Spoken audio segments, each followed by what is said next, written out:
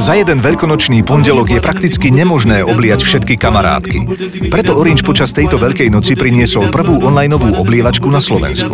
Vďaka nej mohol každý chlapec obliať naozaj všetky baby, nech sa nachádzali kdekoľvek. Stačilo, aby si spustil na Facebooku onlineovú oblievačku.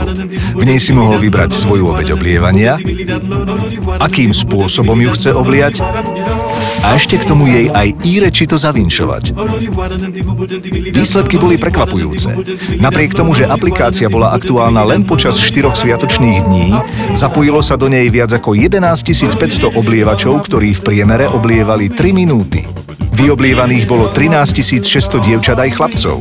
Takže si môžeme byť istí, že na Slovensku budú tento rok naozaj všetci zdraví a krásni. Teda aspoň virtuálne určite.